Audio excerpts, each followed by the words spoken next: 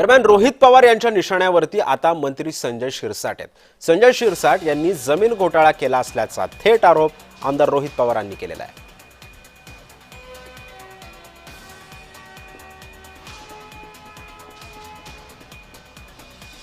निर्णयाचा आधार सिडकोचा ठराव, ठरावाचा आधार नगर विकासाचे पत्र, नगर विकासाच्या पत्राचा आधार विधी व न्याय विभागाचा अहवाल आणि विधी व न्याय विभागाचा अहवाल जर सिडकोने नाकारला असेल, ही क्रोनॉलॉजी बघितली तर हा पूर्ण प्रस्ताव आणि ही 5,000 कोटी रुपयाची जमीन जी बिवलकर परिवाराला या सरकारने आणि सिडकोने दिली ती इल्लीगली दिली आणि याच्या मागे नक्कीच पैशाचा कुठं ना कुठेतरी व्यवहार हा झालेला आहे।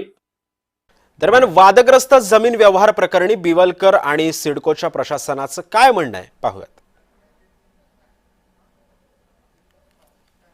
एक बिवलकर कुटुंबियांना 12.5% अंतर्गत जमीन दिलेली आहे, त्याबद्दल या ठिकाणी चर्चा होत आहे।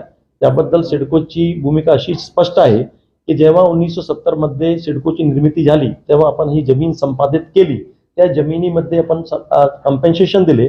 त्याच्यानंतर लोकांची मागणीप्रमाणे शासनाने असा निर्णय घेतला की त्यांना 12.5% सुद्धा जमीन देण्यात यावा।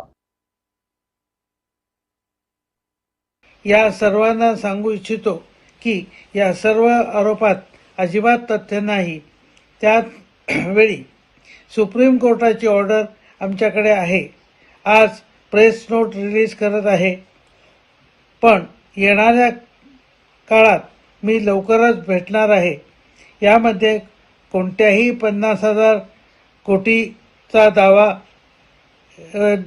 दावा अस्तित्वात नाही, जमीन अस्तित्वात नाही, हे सर्व खोटे आहे।